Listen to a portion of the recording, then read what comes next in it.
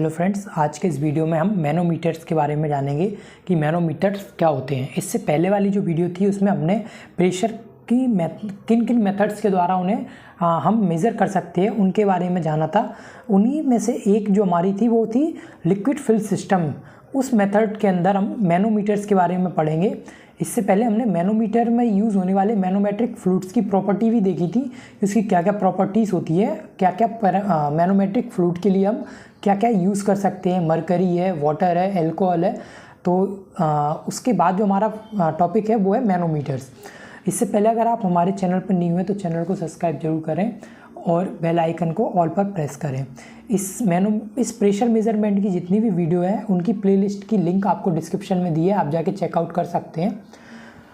First है इसका manometer, एक सिंपलेस्ट प्रेशर मेजरिंग इंस्ट्रूमेंट है जिसका use gauge pressure, low pressure को मेज़र करने के लिए किया जाता है। जो हमारे जितने भी हमारे मैनोमीटर्स हैं उन सभी मैनोमीटर से हम किसको, गेज प्रेशर को ही मेज़र कर रहे हैं, क्योंकि हम अभी आगे देखेंगे एक साइड उसमें एटमॉस्फेरिक प्रेशर रहेगा, एक साइड उसमें गेज प्रेशर रहेगा।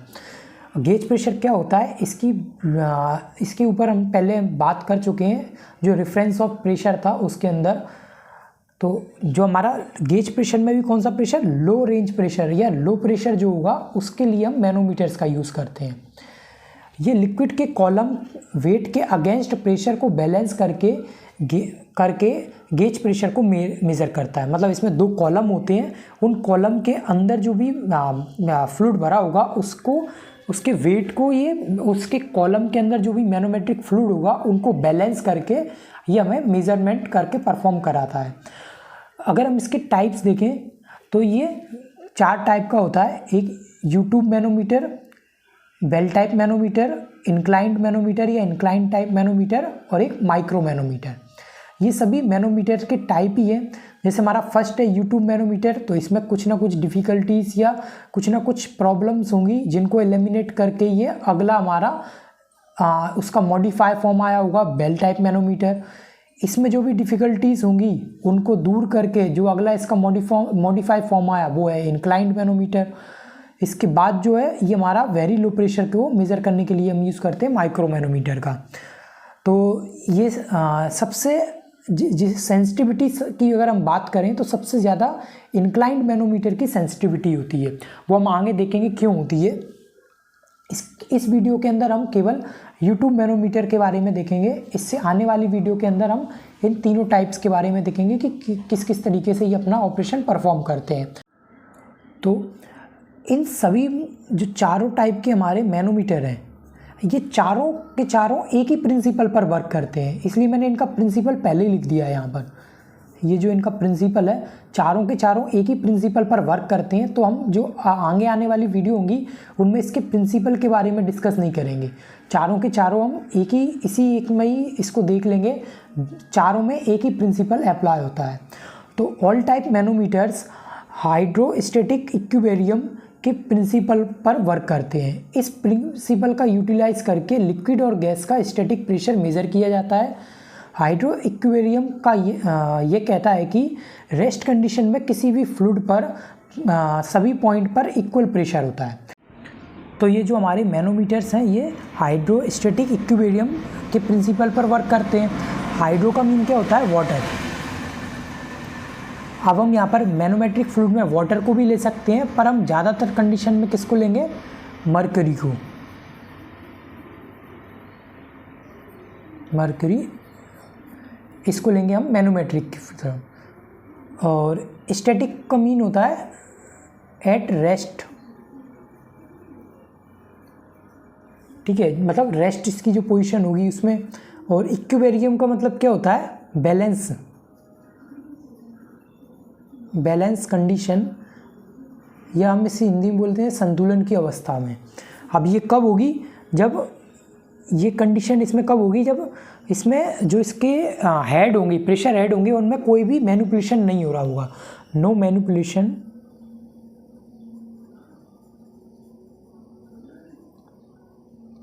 इन प्रेशर हेड।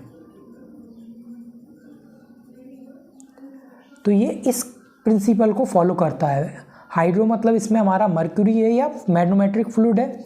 रेस्ट पोजीशन जो इसकी हेड होंगे उन जब वो रेस्ट पोजीशन पे होंगे, जब उनकी जो कंडीशन होगी वो बैलेंस होगी, मतलब उनके जो वो हेड है उनमें कोई भी चेंजेस नहीं हो रहे होंगे, तब जो हम इसका प्रेशर हेड मेज़र करेंगे वो हमारा मैनोमेट्रिक फ्लूइड का प्रिंसिपल होगा। इस पॉइंट को भी आप डायग्राम से और अच्छे से समझेंगे। हमारा नेक्स्ट है इसमें आगे यूट्यूब मैनोमीटर। तो जितने भी हमारे जो मैनोमीटर्स हैं वो एक ही प्रिंसिपल पर वर्क करते हैं। तो इनका प्रिंसिपल हम पहले देखते हैं। ये वाला जो एंड है इस पे हम अननोन प्रेशर को अप्लाई करेंगे। कौन सा प्रेशर? जिस प्रेशर का हमें मेजरमेंट करना होगा उस प्रेशर को हम इस एंड पर अप्लाई करेंगे। इसका जो दूसरा एंड है इसको हम एटमॉस्फेयर में ओपन रख देंगे, ओपन छोड़ देंगे। तो इस पर कौन सा प्रेशर लग रहा होगा? Atmospheric pressure. इस पर एटमॉस्फेरिक प्रेशर लग रहा होगा, इस पर अननोन प्रेशर लग रहा होगा। ये जो रेड कलर से जो इसमें फिल्ड है वो है हमारी मैनोमेट्रिक फ्लूइड, जो कि हम यहाँ पे मरकरी का यूज़ कर रहे हैं। मरकरी का यूज़ क्यों करते हैं? इसकी जो डेंसिटी होती है वो हाई होती है और स्पेसिफिक इसकी ग्रेविटी स्पेसिफिक डेंसिटी होती है वो भी इसकी हाई होती है। उस कारण ये ग्लास ट्यूब होती है उससे ये स्टिक नहीं करती, चिपकती नहीं है। इस किस कारण से? क्योंकि इसकी इसकी जो डेंसिटी होती है वो ज़्यादा होती है, लगभग 13.6 होती है। तो इस एंड से हम इसे वो करेंगे। तो जो हम बोल रहे थे कि हाइड्रोस्टेटिक इक्विलिब्रियम कंडीशन, हाइड्रो का मतलब हो गया ये हमारा मैनोमेट्रिक फ्लूइड, स्टैटिक मतलब ये जो हमारा जैसे हम इस पर प्रेशर को अप्लाई करेंगे तो मरकरी नीचे की ओर यहाँ से डिस्प्लेस होगी और इस वाला जो लेग है इसमें ये ऊपर की ओर राइज होगी। तो उस कारण जब भी हम प्रेशर को अप्लाई रीडिंग हम कब तक नहीं लेंगे? जब तक इसमें मैनिपुलेशन नहीं होंगे। मतलब अभी हम जैसे प्रेशर इसमें अप्लाई कर रहे हैं तो ये नीचे जा रही है, ये ऊपर की ओर आ रही है, राइज हो रही है।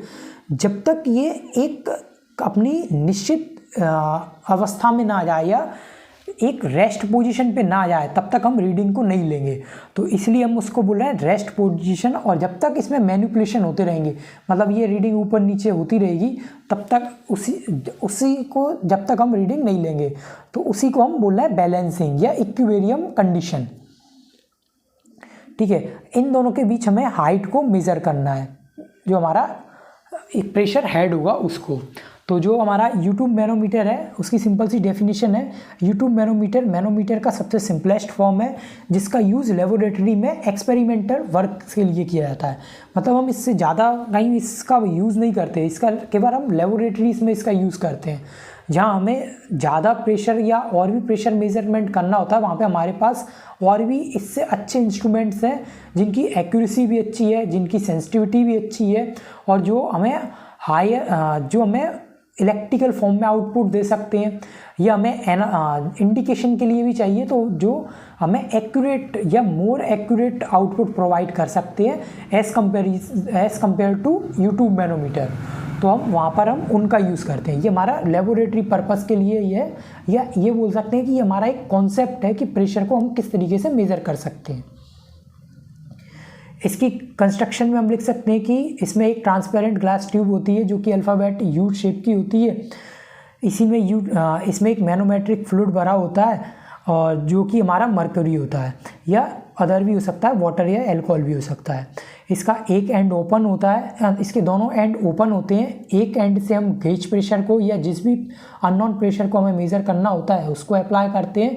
दूसरे एंड पर हम एटमॉस्फेरिक प्रेशर अप्लाई करते हैं या एटमॉस्फेरिक प्रेशर अप्लाई करते हैं मतलब उसको एटमॉस्फेयर में ओपन छोड़ देते हैं। और उसके पास में एक स्केल लगी होती है जिसकी हेल्प से हम रीडिंग को रीड आउट कर लेते हैं। अब यहाँ पर हमें क्या मिलेगा? केवल प्रेशर हेड।